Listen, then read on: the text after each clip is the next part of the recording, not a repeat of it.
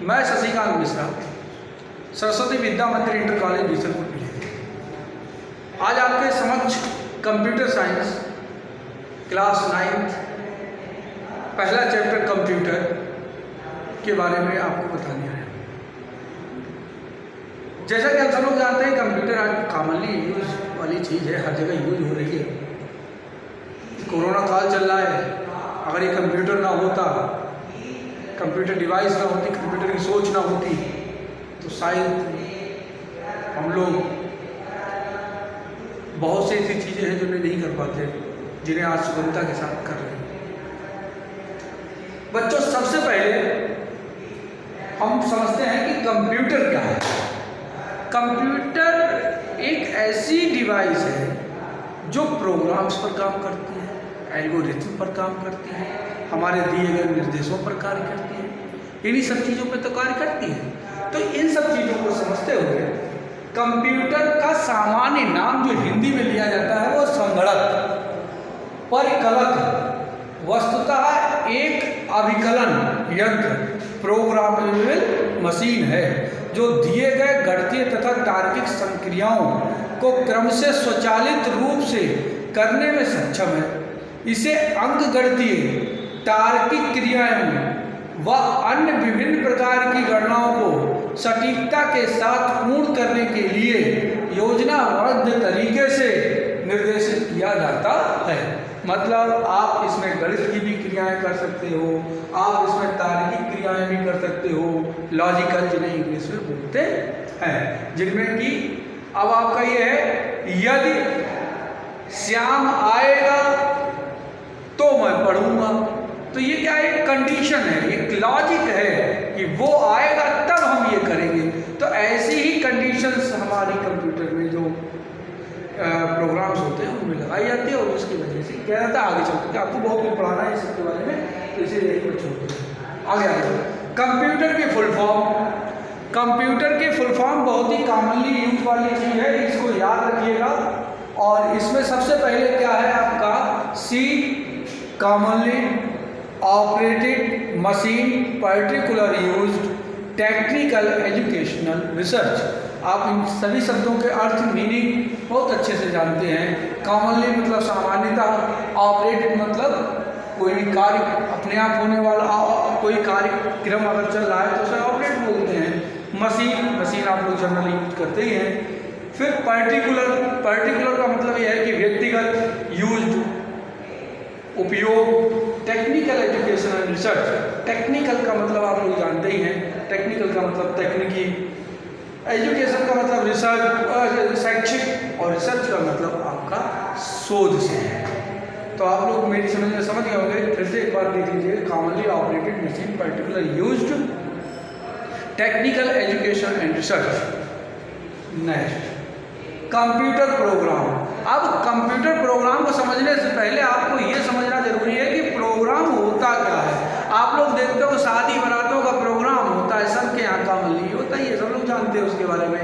आपने कभी इसमें सोचा है कि वह भी इंस्ट्रक्शंस पर ही कार्य करता है, निर्देशों पर ही कार्य करता है, जैसा कि हमारा कंप्यूटर कार्य करता है। उसको समझने से पहले आप इसको ही समझ लें। शादी बारातों में हमारा क्या होता है कि पहले से तय होता है कि इस शादी बारात में या इस फंक्शन में हमारे कौन कौन से कार्यक्रम होने।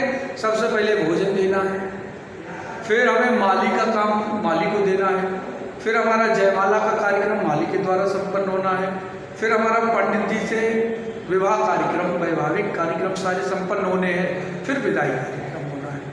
तो और थोड़ा बहुत बेटी के लिए जो उपहार हैं माता पिता के द्वारा या और किसी के द्वारा, वह भी व्यवस्थित करने हैं। तो अपने अपने संकल्प के हिसाब से माता पिता जो है वह अपने कार्यों को विभाजित कर देते हैं। माली से कह देते हैं कि तुम्हारा ये काम है और हमें इस टाइम पर करके आपको कंप्लीट करके देना है। भोजन हमें किस वक्त चाहिए वो हम जा करके कैटरिंग वाले को बोल देते हैं कि भैया इतना काम इतने समय पर हमें ये चीज़ें चाहिए, तो वो अपना व्यवस्थित करके देता है। तो इसी तरीके से अब पंडित जी अपना कार्य कर रहे हैं, विदा किस टाइम होनी है वैसा उनको ध्यान रहता है और वह उसी हिसाब से कार्य करते हैं। तो इसी तरीके से हमारे कंप्यूटर में क्या है,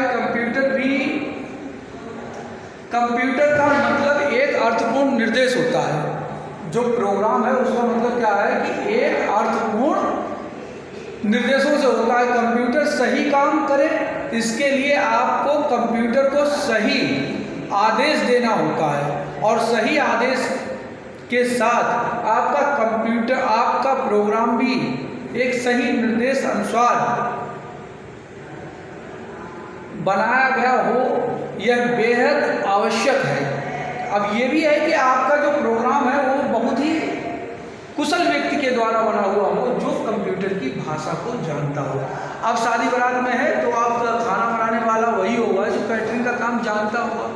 तो इसी तरीके से अब मालिक का काम उसी को दोगे। ये तो थोड़ी ना है कि ड्राइवर से कहोगे कि तुम मालिक काम करो, मालिक से कहोगे तुम ड्राइवर का काम करो, नहीं चलेगा।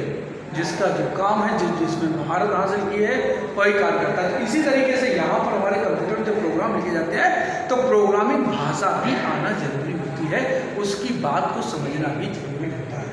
नेक्स्ट, कंप्यूटर के गुण।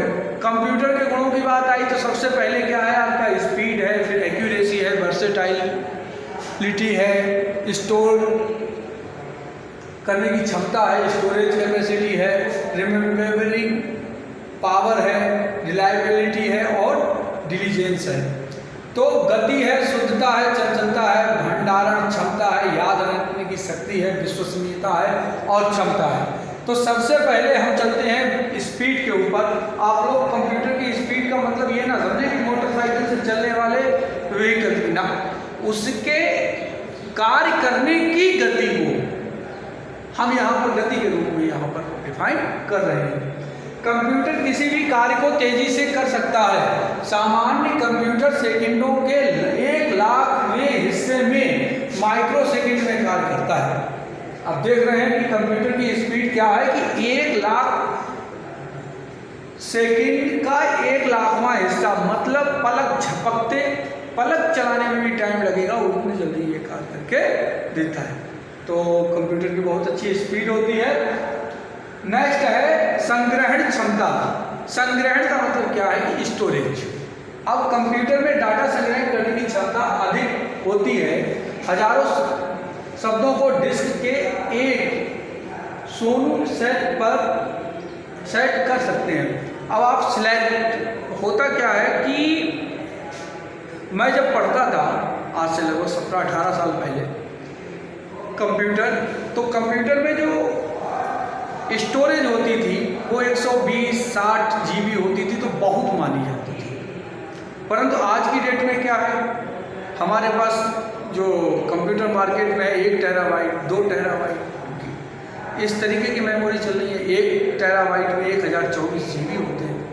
तो आप समझ सकते हैं कि आज की डेट में स्टोरेज इसकी निरंतर बढ़ती गई और ये बहुत अच्छी संग्रहण क्षमता के साथ आज हमारे पास उपलब्ध है। नेक्स्ट आता है आपका शुद्धता। तो कंप्यूटर काफ़ी हद तक परिणाम शुद्ध देता है। कंप्यूटर में गलत डाटा प्रविष्ट करने पर परिणाम गलत ही प्राप्त होगा। कंप्यूटर अपना कार्य बिना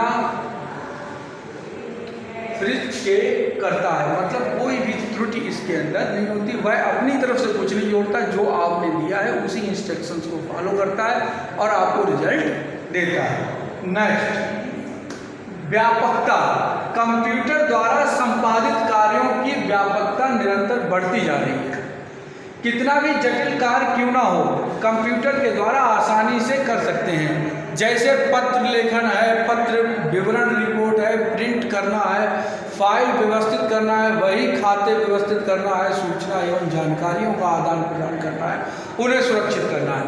आप लोग अपने अपने घरों में कंप्यूटर देखते हैं तो पापा उस पर कोई काम करते हैं, पापा अपना न्यूज़ देखते हैं, कुछ भी देखते हैं, बच्चे उस पर गेम खेलते हैं, कुछ लोग उसको ऑनलाइन टेलीविज़न के रूप में यूज करते हैं, यूट्यूब को यूज करते हैं।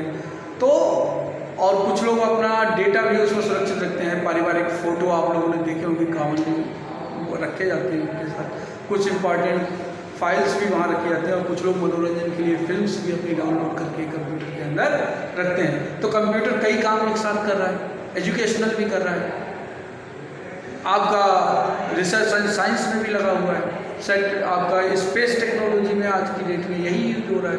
आप अगर ध्यान से देखें तो रेलवे है, आपका उसमें रिजर्वेशन है या ऑनलाइन टिकट प्रणाली है, उन सब में इसी का उपयोग हो रहा है। आपका घर बैठे बैठे आप अपना हवाई जहाज़ का टिकट करा सकते हो, तो एयरपोर्ट पर भी इन्हीं सब का उपयोग हो रहा है। तो कंप्यूटर एक ही है, परंतु उसकी जैसी आवश्यकता है उस हिसाब से वह कार्य करता है।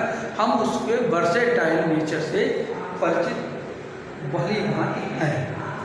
स्वचालन, कंप्यूटर पर एक बार प्रोग्राम तैयार हो जाने पर उसे स्वचालित किया जा सकता है।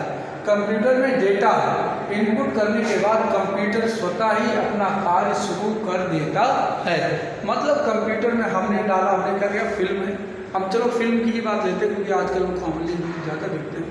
हमने फिल्म के लिए बस इंस्ट्रक्शन दबाया, ओपन विद में गए, VLC मीडिया प्लेयर खोला या विंडोज़ खोला और उसको हमने ओपन कर दिया, तो अपने आप ऑटोमेटिकली फिल्म चलने लगती है, फिर हमें कुछ नहीं करना पड़ता है। तो ये सब क्या है कि वह अपने आप चलने वाली एक मशीन बन जाती है। सक्षमता, कंप्यूटर पर एक बार प्रोग्राम तैयार हो जाने पर उसे स्वचालित किया जा सकता है। कंप्यूटर को यदि लागू करना है तो दी जाए तो अंतिम गणना भी उसी क्षमता से करेगा जैसे उसने पहले की थी। अब जैसे कि अभी हमने क्या किया, 2 की टेबल लिखी है कंप्यूटर से, हमने क्या किया 2 + 2 = 4 किया। अगर हम आज से 10 दिन, 100 दिन, 1000 दिन बाद आकर के उसी कंप्यूटर पर वही कार्य करें, तब भी वो वही करेगा, 2 + 2 = 4 ही देगा। तो इस चीज़ को आपको समझना है। अब आ जाओ विश्वसनीयता। कंप्यूटर पर किया गया कार्य विश्वसनीय होता है। गलत रिपोर्ट करने पर परिणाम गलत प्राप्त हो सकता है। एक ही समस्या को कंप्यूटर पर बार बार हल करने पर परिणाम एक ही प्राप्त होता है।